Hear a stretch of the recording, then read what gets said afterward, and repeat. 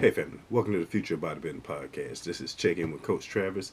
Today, man, I want to discuss this Nick Walker and Fouad situation. I got a lot of things concerning me, man, and this is what's wrong with the fitness industry. Before we get started, don't forget to like, subscribe, and follow people. Um, if you haven't watched the Nick Trigilli video about the situation on bodybuilding and BS, the link will be in the description below. I'm going to try to discuss it from my perspective, but I'm going to give y'all a little bit of background about Fouad, which is a 16-year retired IFBB pro. And I'm going to give you a little perspective off of Nick Walker, who's only been in bodybuilding for 2 years competitively in IFBB. We're going to get a little breakdown. But this is a trend that's been going on lately. You see a lot of athletes leaving their current sponsors, and it's the opportunities, man. There's a lot of opportunities that I'll just say people from my area, which is Fouad is only 1 year older than me. But as an investor in this fitness industry, behind the scenes recruiter, stuff like that, I know pretty much everybody knows everybody. So all the top brands, they know each other. I say it like that. So even though he's young, he's not thinking about his actions. This one right here hurt a lot, especially for Fouad, because he's a true bodybuilding fan. And like I said, if you watch Nick Trigilli video, Nick Walker said a lot of things, not being happy and unhappy with the brand itself. And I just put it like this: any brand that wants to invest money in you, I mean, giving you your own signature series and stuff like that, it's unheard of. Name the top Olympian right now who has their own signature series. I'm gonna wait. It's none. Brandon Curry started his own line with a partner, and that's not even around anymore. You name it, even the Ronnie Coleman, it took them years for him to get his own company. Jay Cutler, it took him years to get his own company. Nobody actually got their own supplement company within 2 years of only competing. This is going on his second year as an IFBB pro. I do agree with his side. Like I said, I collaborate a little bit more from there because he had a rough upbringing also. A lot of horrific things that happened to him that he happily shared. So I commend him from that, but I get his perspective because he doesn't trust nobody, pretty much. If you know anything about him, he says a lot. Even his new coach, he's going through a whole lot of stuff. So, I don't blame him for that, and I don't blame nobody. Like I said, I'm never going to judge nobody. If you do whatever going to make you happy, just it's a way that you do it. So let's go a little bit about Fouad. Fouad is 43, man. He's 16-year vet, IFBB pro. He's the owner of Hostile Supplements and the host of the Real Bodybuilding Podcast, RBP. They call him House. Now, I met Fouad, that's a couple years ago. Maybe I think first form or something like that. He used to coach me a little bit or give me some tips on a little transformation I was doing when I first decided I'm going to get back to competing. As an ex-professional football player, athlete all my life, man. I love fitness. I love bodybuilding. So this is a passionate thing for me. I'm tired of I'll go to the shows, watch and stuff like that. But you get tired of being behind the scenes when you see a lot of stuff going wrong. And you want to help the next generations learn from mistakes that you done made, or help them get even better and keep expanding the league. So, like I said, November the 26th, 2021, Fouad retired formally on a video. And this came after the deaths of Sean Roden, George Peterson, John Meadows. And John Meadows was a close friend of his and coach. So he was devastated by this.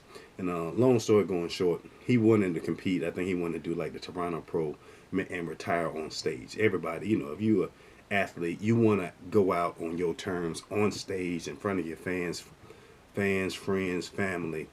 But I think he did his blood work, checked it, and it wasn't worth the risk for him to actually do it. So he retired on the air.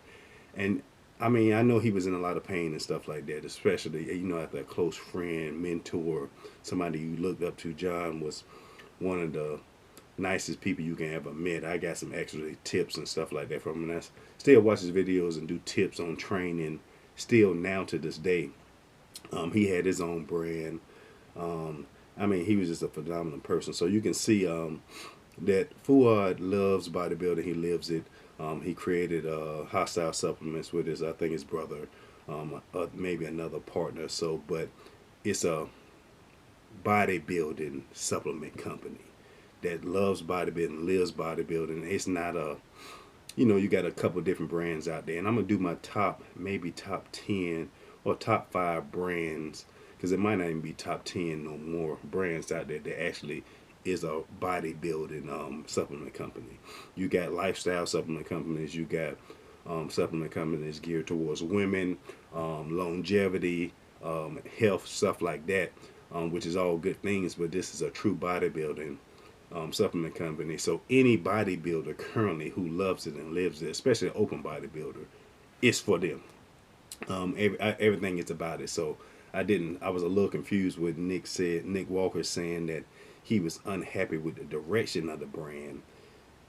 Even after finding out that the owner, your friend, kind of mentor, wants to invest a whole brand design just for you, your own signature series. That's just mind-boggling to me. But like I say, this came at we had a lot of deaths, man, last year and several years before that also. So it's this trend is a lot of younger athletes. Like I said, I ain't gonna be biased. I am from a different generation, so I think it's just a generational gap that these guys just don't understand, that these opportunities are rare.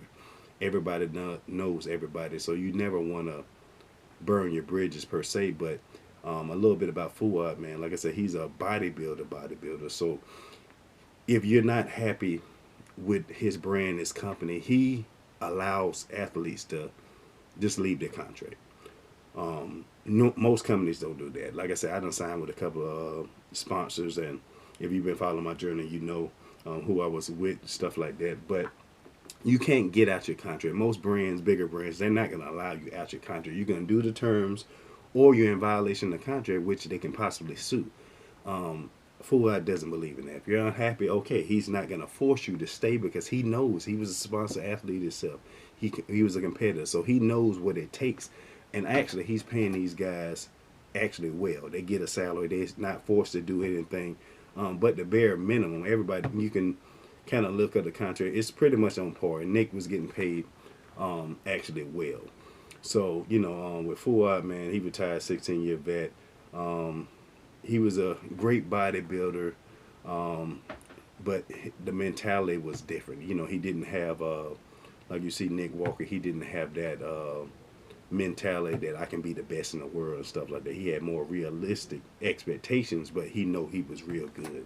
And I think the talent level and stuff like that was different, but it wasn't a social media driven world. So it was a little harder for athletes in that time to, make themselves known. It wasn't podcasts like what Fouad got, and he helped Nick Walker expand. But Nick is a good guy. I mean, his talent speaks for itself, his dedication, his hard work ethic. He's just a little, I don't want to say immature, because he is mature for his age, but any young athlete, when you get thrown into the limelight quick, fast, you didn't have to work your way up through the ranks. Like I said, this is only year 2. It's a different mentality, to keep it. Now, just say if he did hopefully win the Olympian one day, I think that'll change or stuff like that, because he knows. But all these young up-and-coming athletes, it's quickly, they just don't understand that their opportunity is short. You got more finesse athletes that's coming up.